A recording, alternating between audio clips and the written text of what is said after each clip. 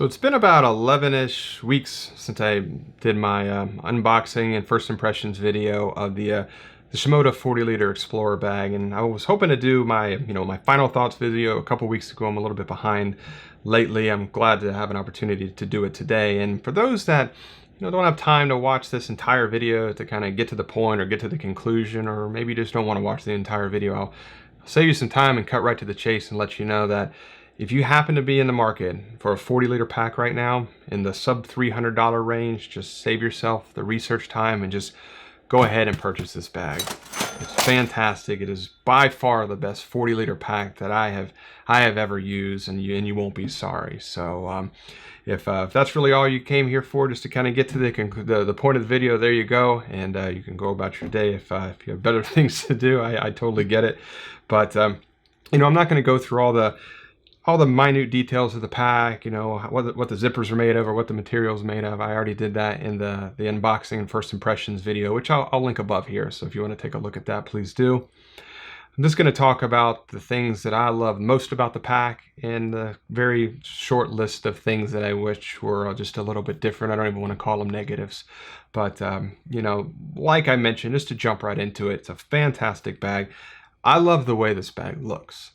I like this color, and I like this color scheme with the tan leather zipper pulls. It really works for me, and it's very unique. It doesn't look like most photography bags in the market today, and it doesn't look like a photography bag at all. The Shimoda logo here, this is really the only branding on the entire pack, and I really appreciate that. It doesn't scream, I'm a photography bag and I contain thousands of dollars worth of equipment inside of me, come steal me. It's very slick, it's very streamlined, and it's just very simple. Like I mentioned, kind of like incognito, and I like that. I don't like having a photography bag looking like a photography bag, and this hits it out of the park in that department. So I really like the overall aesthetics and appearance of the pack itself.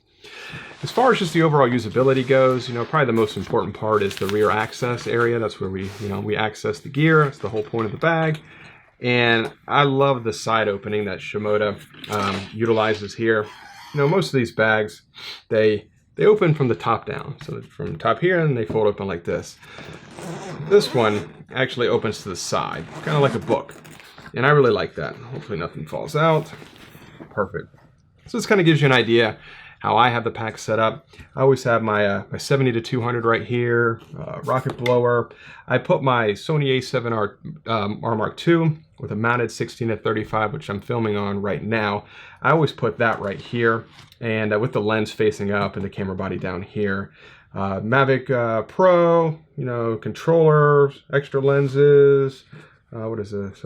Filter holder, drone batteries. I mean, you can see it's just, the standard stuff, SD card holders, battery backups, filters, things like that. Kind of gives you an idea how I have the bag set up, how I use the pack. And what's really cool about this is not one ICU unit. This is actually two. This is the medium core ICU unit here, and this is the small core ICU unit up at the top here.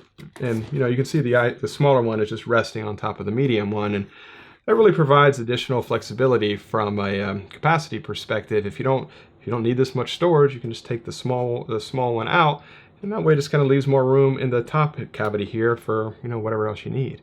But this is usually the way I utilize the pack. I usually do have both ICU units in there. I'd say probably 75% of the time, but it's nice to just have the flexibility to be able to remove one of these if the situation calls for it. Now, I like this the back panel here, the way they utilize this. I've seen a lot of packs where this is just kind of negative space and it's empty, and that's a real waste, and that's a shame. But the way Shimoda utilized this is they put this as the laptop sleeve, and it's advertised to fit a 13-inch laptop.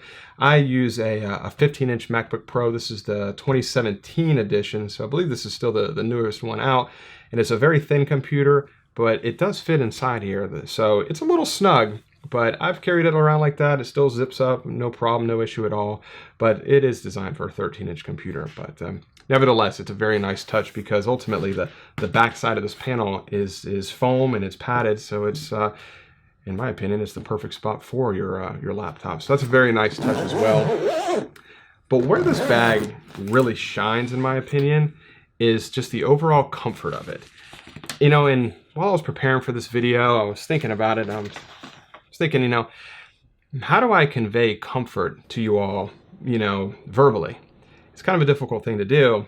And the only way I can describe it is when you have the pack on, it's almost like the bag is kind of hugging you. It's like the bag is holding on to you, or the bag's holding you. It's a very odd feeling, but the comfort of this bag is something that I was not expecting. I heard rumors and stories about people who had the very first editions of this pack, and they were saying how comfortable it was, so I was prepared for it, but I was very surprised how comfortable it really was. And the only thing I think a lot of it has to do with the design of the shoulder harness system here, how it kind of bows out. And this area kind of goes underneath your armpits and really kind of like hugs you right here. And it's just, it's amazing. You know, the load doesn't shift on your back. It keeps the load close to your back. And, you know, I've had as little as 5 pounds in this pack. I've had as much as 30 pounds in this bag. And it is comfortable no matter what you're doing and how much load you have on it. So I think that's where the bag really, really shines. You know, the harness system's not thick, waist belt's not thick, but the comfort is absolutely unmatched. I can't even compare it to any other photography bags on the market today. It is literally in a league of its own. The only thing I can really compare it to is my my full-size hiking bag, which is an Osprey Atmos 65 liter. This is not quite that comfortable, but that's a full-size, you know, dedicated hiking bag. So for this to even be compared to that is a testament in itself. So the comfort of the bag is definitely the brightest spot for me, in my opinion. Now, as far as just some smaller little items here, I really love the fact that there's areas to put smaller items on the harnesses here. You have kind of a mesh stretchy area right here where I usually put my phone. You got an area here that's weather sealed because it's a zipper. I don't even know what's in here actually. Oops. Extra battery in case I need a battery in a pinch. Headphones, and this chapstick. So just any kind of smaller items that you might need to easily get a hold of without having to put the bag down, I always put in there. So it's a very nice touch. There's plenty of attachment points to attach everything you could possibly want to it. One smaller item here. This is a very small item, but I really appreciate it, and it's this side handle here. So of course, you know, there's a handle here at the top, but there's one right here too, so you can kind of carry the bag like briefcase style, and it's really nice for getting in and out of airplanes and walking down the airplane aisle. I found it very easy to just grab it, to, you know, walk down the aisle or take it out of the overhead compartment. So it's a very simple thing, but I really appreciate it, and plus they're all very padded too, which is nice. I'm probably leaving out a couple more, you know, big positives with the pack. Oh, here's one. So the large area right here, and I think this is very important with any photography bag, is to have a very large, you know, open area at the top or on the back side to put, you know, whatever you want. An area that's kind of not photography related, and that's this area right here.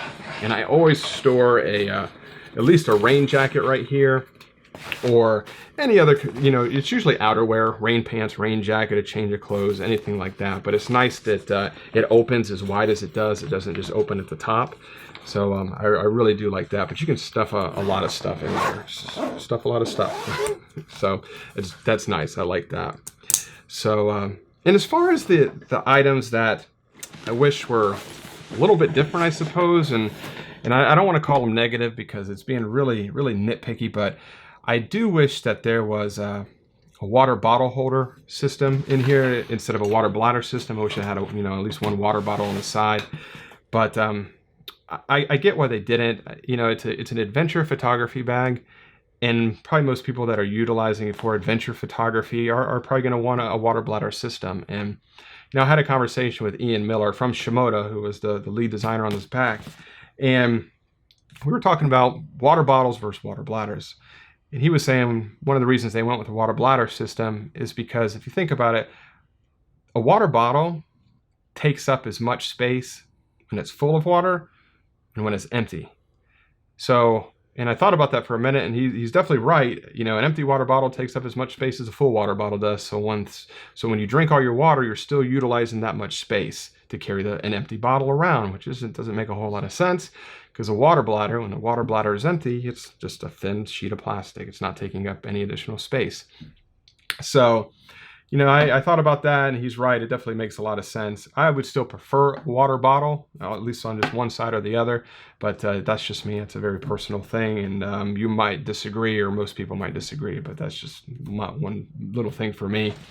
They do say that you can put a small water bottle right here, and I have done that. Just a small little, you know, whatever kind of water bottle, but it just kind of dangles right here and kind of flops around. I didn't really like that too much, but...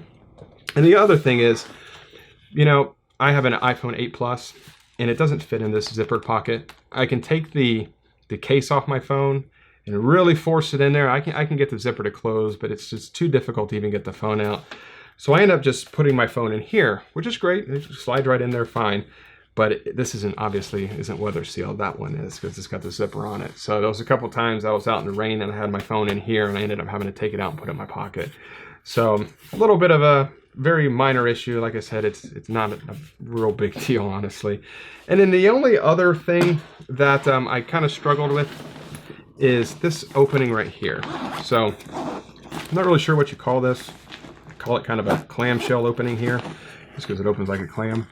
And you know, there's a little mesh pocket here, filters, mesh pocket here. You can just put various smaller items in there.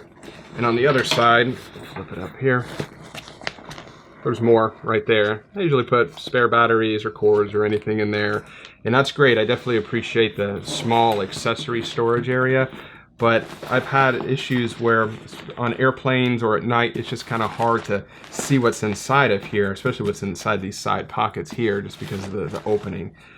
It's really not that big a deal. It was a very small thing. It was just something that kind of jumped out at me. I had a couple times where it was just, you know, I had to shine a flashlight in there to see what was really in there. So, like I said, not a big deal. But, you know, just to kind of conclude here, like I kicked the video off, if you're in the market for this type of bag, this size bag, this is definitely the bag to get, or the 65-liter version. I haven't tested the 65-liter version, but it's a very similar design, and I know that will be fantastic as well. So I plan on continuing to use this as my main photography bag for a while to come now. I don't see this being surpassed anytime soon. I look forward to when there is another bag out there on the market that challenges this one. Looking forward to getting my hands on that one as well. But for the time being right now, I think this is definitely the clear winner indeed. So I hope the video was informative and you're able to possibly answer any kind of remaining questions you had regarding the bag itself. I'll put links to the bag in the description below. So if you have any additional questions, you can definitely dig into it further that way, or just shoot me a comment if you have any questions as well, and I'll definitely get back in touch with you. Hope you enjoyed the video.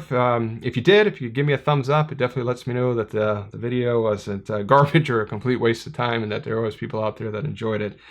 I'd greatly appreciate that. And I think that's it. Thanks again for watching, and see you next week. Bye.